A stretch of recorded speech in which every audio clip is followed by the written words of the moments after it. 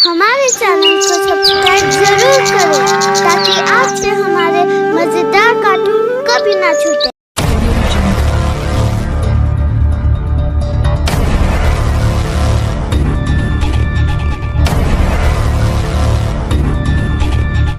रतनपुर गांव में रहने वाली गुंजन एक अनाथ और बहुत ही गरीब लड़की थी। उसका इस दुनिया में कोई नहीं था। वो एक टूटी फूटी जर्जर झोपड़ी में रहा करती और दूसरों के खेतों में काम करके जैसे तैसे अपना गुजारा किया करती। धीरे धीरे मौसम में बदलाव होने लगता है और ठंडी हवाओं के चलने से सर्दियाँ बढ़ने लगती है। धीरे धीरे सर्दियाँ तो बढ़ती जा रही है। ऐसे में सर्दियों से बचने के लिए मुझे लकड़ी का इंतजाम करना होगा। तभी गुंजन अपने पास में रखी एक पतली सी फटी चादर को ओढ़कर सो जाती है।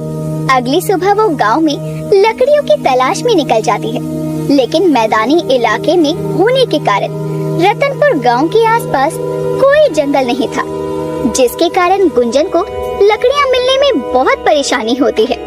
तभी उसकी नजर आसपास के पेड़ों पर जाती है और पेड़ों की टहनियों को तोड़ने के लिए वो पेड़ पर चढ़ने की भी कोशिश करती है। तभी वहाँ से पानी लेकर जा रही मालती उसे टोकती है। ए लड़की, ये क्या बच्चों की तरह उछल कूद कर रही है? काकी, मैं इस पेड़ की टहनियाँ तोड़ने की कोशिश कर रही हूँ। रात के समय आग जलाने के काम आएगी। अरे हाँ, तो लकड़ियाँ खरीद क्यों नहीं लेती? अरे इतना ऊंचा पेड़ है, कितना भी उछल लेगी तो तू लकड़ियों को तोड़ नहीं पाएगी। काकी, मुझ गरीब के पास 2 वक्त के खाने के पैसे नहीं होते, तो लकड़ियाँ खरीदने के पैसे कहाँ से लाऊंगी? क्या आप मुझे कुछ पैसे उधार दे सकती हैं? अरे रे, तुझे तो जरा सलाह क्या दे दी? तू तो मुझसे ही पैसे मांगने बैठी। तू गरीब है तो मैं कोई सेठानी नहीं हूँ। मैं भी इस गांव की रहने वाली गरीब ही हूँ। मालती की बात सुनकर गुंजन फिर से उछलती है, लेकिन जमीन पर आते ही उसका पैर मुड़ा है। लेकिन अपने साथ साथ वो मालती को लेकर जमीन पर गिर पड़ती है, जिससे मालती का पानी का मटका भी गिरता है और दोनों गीली हो जाती हैं। जैसे तैसे दोनों खड़ी होती हैं। आए हाय, सत्यानाश हो तेरा। ठंड में मुझे गीला कर दिया, ऊपर से मेरे मटकों को तोड़कर भी नुकसान किया। मैंने जानबूझकर नहीं किया काकी, वो मैं गलती से गिरी और गीली हो गई और आपको भी गिरा दिया।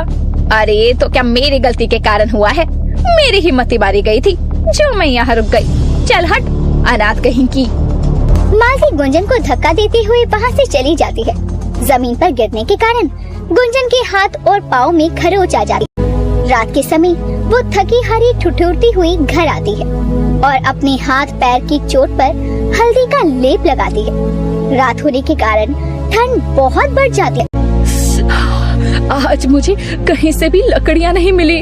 अगर मिल जाती तो आग जलाकर ठंड से राहत तो मिलती। पता नहीं कब तक इस ठंड में मुझे ऐसे ही ठिठुरना पड़ेगा। बढ़ती रात के साथ ठंडी हवाएं तेज हो रही थी, जिसके कारण गुंजन कांपने लगती है। कुछ देर में उसके दरवाजे पर दस्तक होती है। अरे इस समय दरवाजे पर कौन आ सकता है? लगता है जाकर देखना ही पड़ेगा। अम्मा, आप कौन हो और इतनी रात गए बिना कंबल चादर के ठंड में घूम क्यों रही हो? बेटी, मैं दूसरे गांव जा रही थी, लेकिन अंधेरे के कारण रास्ता भटक गई हूँ और ठंड भी बहुत लग रही है। मेरी मदद कर दो बेटी। आज रात के लिए मुझे अपने घर ठहरने की जगह दे दो। सुबह होते ही चली जाऊंगी। ठंड से बिना कंबल चादर के कांपती हुई बुढ़िया को देखकर गुंजन को उस पर दया आ जाती है और वो अपनी मन ही मन कहती है, पता नहीं कैसे होंगे इनके घर वाले जो इन्हें इतनी सर्द रात में अकेले बाहर जाने दिया। मुझे इनकी मदद करनी चाहिए। ठीक है अम्मा, तुम आज रात मेरे घर पर रुक सकती हो। बहुत बहुत धन्यवाद बेटी, भगवान तुम्हारा भला करे। बुढ़िया इसके बाद गुंजन का पतला सा चादर जैसा कंबल ओढ़कर सो जाती है। कुछ ही देर में गुंजन को भी नींद आ जाती है। सुबह पक्षियों के चहचहाने से गुंजन की नींद खुलती है। अरे वो अम्मा कहाँ गई और ऐसे अचानक वो कहाँ जा सकती है? कहीं वो चली तो नहीं गई? मैंने तो उन्हें खाने के लिए भी नहीं पूछा। उन्हें भूख भी तो लगी होगी ना? वैसे भूख तो मुझे भी लगी है। रात को भी मैंने कुछ नहीं खाया था। अगर मैं अनाथ नहीं होती तो मेरे उठते ही कोई मेरे लिए खाना लेकर आ जाता। गुंजन ने इतना कहा था कि तभी जिस कंबल को उसने हाथ में पकड़ा था उस कंबल से एक हल्की सी चमक निकली।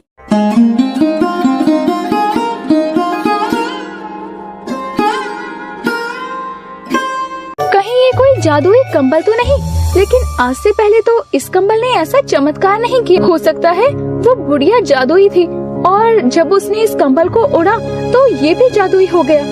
गुंजन समझ जाती है कि उस बुढ़िया के जरिए ये जादुई कंबल उसके पास आया, जिसके बाद वो उस जादुई कंबल से अपनी जरूरत की चीजों को प्रकट करती है, जैसे अपनी टूटी फूटी झोपड़ी को पक्के घर में बदल देती है और घर में सारी सुख सुविधाएं भी ले आती है। लेकिन रातों रात गुंजन के हालातों को बदलता देखकर सभी गांव वाले दंग रह जाते हैं। अरे ना जाने कौन सी लॉटरी लग गई है इस रात गरीब लड़की की, जो इतना बढ़िया घर हो गया है इसका।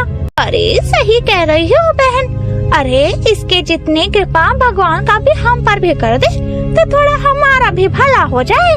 मालती अपने पड़ोसन से बातें कर रही थी कि तभी नशे में झूमता हुआ वहाँ उसका पति मंगलू आ जाता है। ए मालती, तू चिंता क्यों करती है? तुझे मैं ऐसा घर क्या महल बना कर दूंगा, महल। आए हाय, पीकर सड़क पर भटकने वाला तेरा पति तुझे महल बना कर देगा। मालती सुन रही है ना इसकी बातें? इसकी बातों में फंस कर ही तो जिंदगी बर्बाद हो गई बहन मेरी। ना जाने कौन सी घड़ी में इस शराबी से शादी हो गई थी मेरी। मालती नशे में धुत अपने पति मंगलू को वहाँ से ले जाती है। तो वहीं अब घर और सारी सुविधाएं हो जाने के बाद गुंजन को सर्दियों में ठंड से ठिठुरना नहीं पड़ता।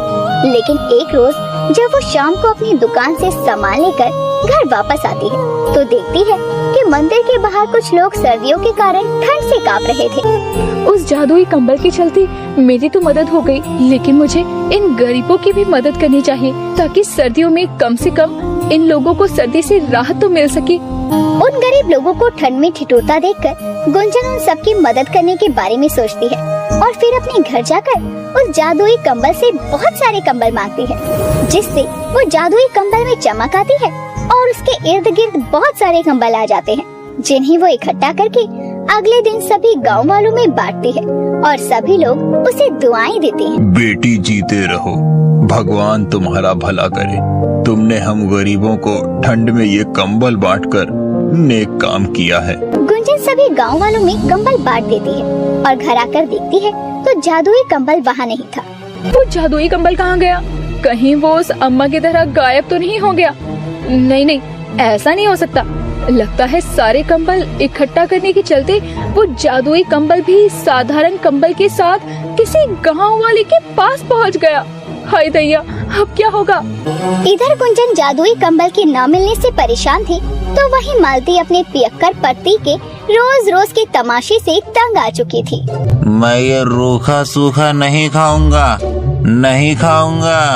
अच्छा, ये रूखा सूखा नहीं खाओगे तो मत खाओ, क्योंकि भगवान छप्पर फाड़ कर तुम्हारे लिए पकवान नहीं भेजने वाले। मैं तुम्हारा पति हूँ, तुम मुझसे ऐसे बात नहीं कर सकती। अरे पति वाला कोई काम किया है तुमने? अरे कुछ भी खरीद कर नहीं दिया है आज तक। ये देखो, भीख में मिले कंबल को ओढ़कर काम चलाना पड़ रहा है।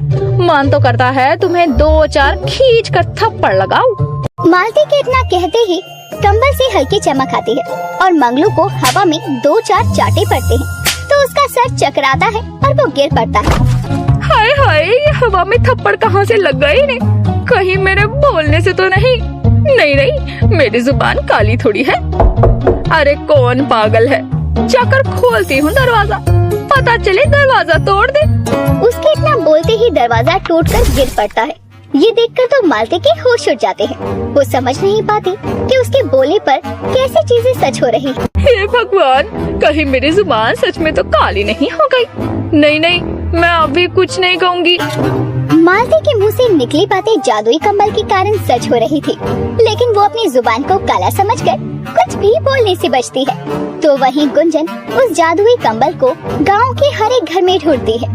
एक रोज मालती उस कंबल को धोकर सुखा देती है तो ये सब कुछ वहाँ से गुजर रही गुंजन देख लेती है और वो जादुई कंबल की चमक को देखकर उसे पहचान जाती है और फिर उस कंबल को लेकर घर लौट आती है। अच्छा हुआ ये जादुई कंबल मुझे समय रहते मिल गया, किसी गलत हाथ में नहीं गया।